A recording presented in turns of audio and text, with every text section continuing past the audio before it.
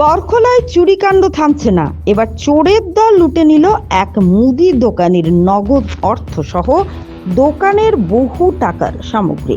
মঙ্গলবার রাতে বরখলা থানা এলাকার জারইলতলা দুর্গাপুর এলাকায় সংঘটিত হয়েছে এই দুঃসাহসিক চুরির ঘটনা।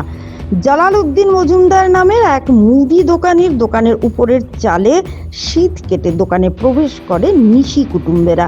লুটে নেয় নগদ অর্থসহ দোকানের প্রায় সামগ্রী। জানা গেছে, প্রতিদিনের মতো মঙ্গলবার রাত 9:30 নাগাদ দোকান বন্ধ করে নিজের বাড়িতে যান দোকান মালিক জালালউদ্দিন। বুধবার সকালে দোকানে এসে চুরির দৃশ্য দেখে হতভম্ব হয়ে পড়েন তিনি।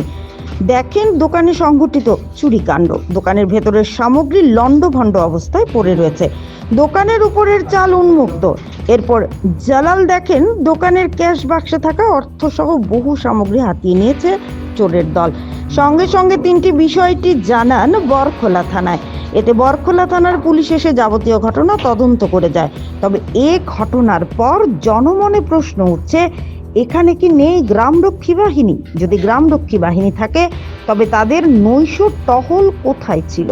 কিভাবে সড়কের পাশেই ঘটলো এমন কাণ্ড? ইমরুল হোসেন, বরভূয়ার রিপোর্ট, আসাম প্রাইম নেটওয়ার্ক। আমার দোকানটা 9:30টার সময় বন্ধ করিয়া তুই গেছি, আর সকাল 7টার সময় ইয়া শাটার খুলিছে, খোলার বাদে দেখা যায় টিন কাটিয়া দিচ্ছে সেলাই বাড়িয়া দোকান পুরা খালি করিয়া তুই গেছি। ওকে আমি বরখলা থানা ফোন করিয়া কইলাম ওলা ওলা ব্যাপার।